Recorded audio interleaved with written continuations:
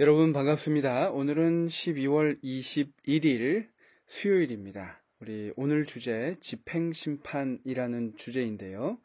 우리 함께 기도하고 말씀 나누도록 하겠습니다. 사랑하는 아버지 하나님, 오늘 이 시간 하나님의 정말 모든 것이 소멸되는 하나님의 심판에 대해서 우리 말씀을 살펴보고자 합니다. 우리의 하나님을 어떻게 생각하는지 생각에 따라서 이 심판에 대한 개념이 많이 달라지겠지만 주님, 이 심판을 우리가 바르게 알고 바르게 전할 수 있는 무엇보다 성경 그대로 우리가 깨달아 알 수 있는 귀한 시간 되도록 함께하여 주시옵소서. 예수님의 이름으로 간절히 기도합니다. 아멘.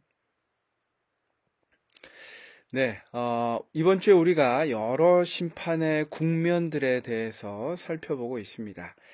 우리가 월요일입니까? 우리가 재림 전 심판을 통해서, 그리고 두 번째 천년기를 통해서, 오늘은 마지막 또 완전한 심판이라고 이야기하는 집행 심판에 대해서 우리 살펴보도록 하겠습니다. 여러분에게 하나님은 어떤 분이십니까? 우리 손주들을 사랑하는 할아버지와 같은 그런 하나님, 아니면 어렸을 때 부모님이나 아니면 어른들에게 학대를 당해서 그런 사람들이 갖게 되는 두려운 하나님, 무서운 하나님, 나의 어려움에 관여하지 않으시는 그런 존재로 알고 계십니까? 우리가 알고 있는, 우리가 경험해본 삶의 근거로 하나님을 인식하게 되는 것은 어쩔 수 없는 사실입니다. 하지만 우리가 그것보다 성경에 있는 그대로를 우리가 볼 수 있는 것은 얼마나 중요한지 우리가 이 심판의 과정을 통해서 보고 있는데요.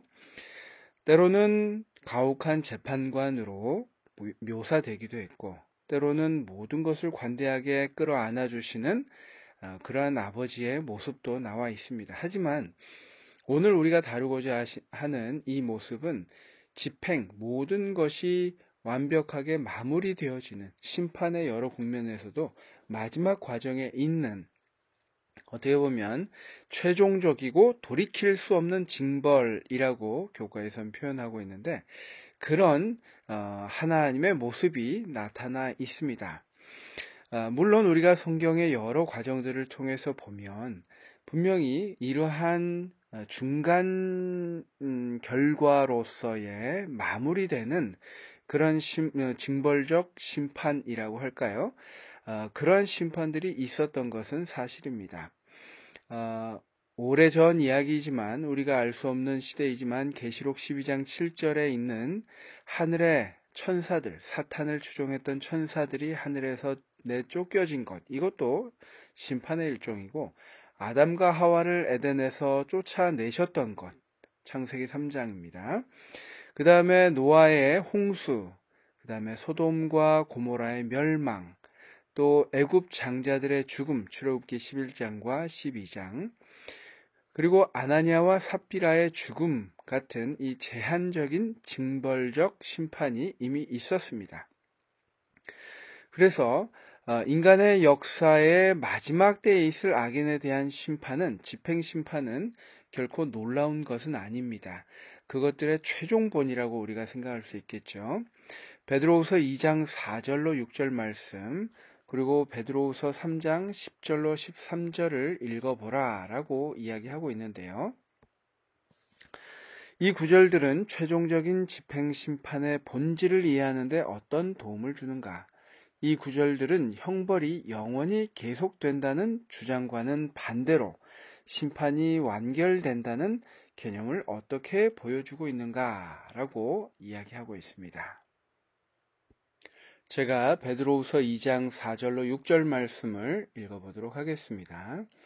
하나님이 범죄한 천사들을 용서하지 아니하시고 지옥에 던져 어두운 구덩이에 두어 심판 때까지 지키게 하셨으며, 옛 세상을 용서하지 아니하시고 오직 의를 전파하는 노아와 그 7 식구를 보존하시고 경건하지 아니한 자들의 세상에 홍수를 내리셨으며 소돔과 고모라 성을 멸망하기로 정하여 제가 되게 하사 후세에 경건하지 아니할 자들에게 본을 삼으셨으며 한 단락단락 심판이 이루어졌고 그것이 완결되는 그러한 모습들을 보여주고 있습니다. 특별히 이 원고 12권에 있는 교재로 돌아와 보면요, 이 말씀을 한번 보겠습니다.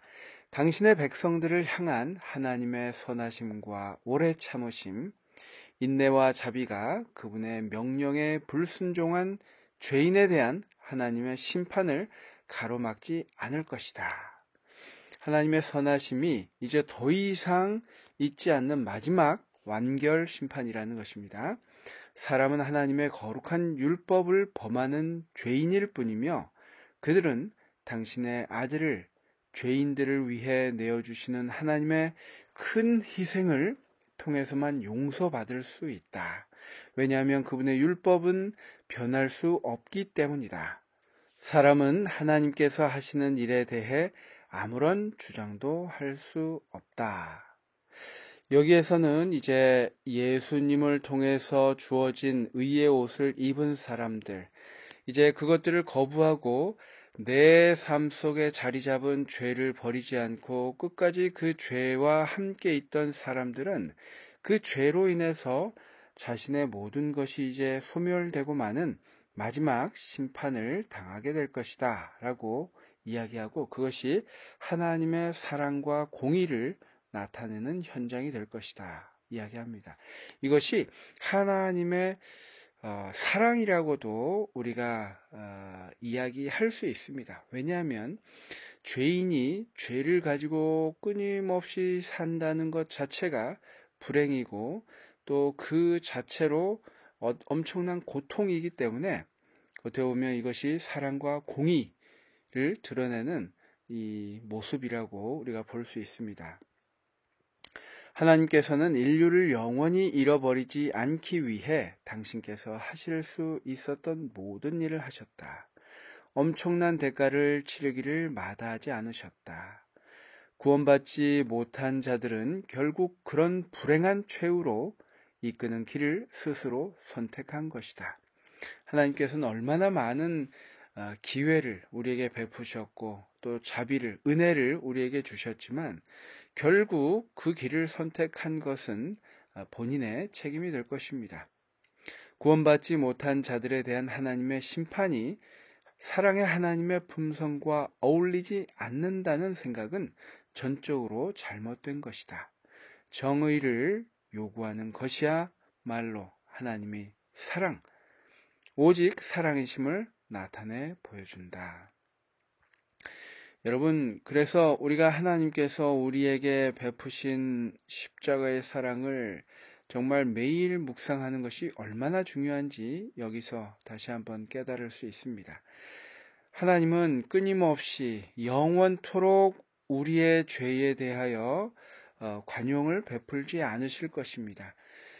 사탄이 하늘에서 이루었던, 망가뜨렸던 그 모든 것들을 미루어서 우리 인류에게 모든 것을 깨달아 알 수 있는 기회를 주셨고 지금까지 이루어졌지만 정말 여기서 이루어지는 집행심판, 마지막 이 심판에서는 더 이상 기회가 없는 마지막 심판, 그리고 모든 것이 정하여지는 그러한 심판이라는 것입니다.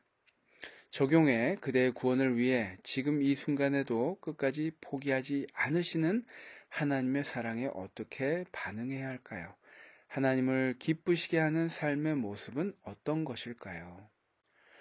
여러분, 우리는 매일의 삶 속에서 선택의 순간을 가지고 있습니다. 그리고 우리 삶의 전체적인 것, 또 일정 기간의 것이라 할지라도 우리 삶에서 선택을 해야 되고, 이것이 분명히 죄인지 알면서도 우리가 붙들고 있는 것이 있습니다. 그것을 끊임없이 하나님께서는 호소하시고 보여주시고 주변 사람들을 통해서 우리가 깨닫도록 하시는데, 우리가 그것을 끊임없이 사랑하고 하나님보다 그 죄악들을 더 따르는 것들이 혹시 저와 여러분의 삶에 있지 않는지 한번 생각해 보아야겠습니다. 하나님께서는 그 죄악들이 우리에게 남아 있으므로 마지막 심판 날에 우리가 그 죄악과 함께 소멸되는 것을 막기 위해서 지금까지 우리에게 호소하고 계신다는 것을 우리가 잊지 않았으면 좋겠습니다. 영감의 교훈입니다. 악인들은 자기들이 잃어버린 바 된 것을 알게 되었고 그때 하늘로부터 불이 내려와서 그들을 살라버렸다. 이것이 집행심판이었다. 악인들은 그때 성도들이 예수님과 함께 1000년 동안 판결해 놓은 대로 형벌을 받았다. 하나님께로부터 나와 악인들을 살라버린 바로 그 불이 온 땅을 정결케 하였다.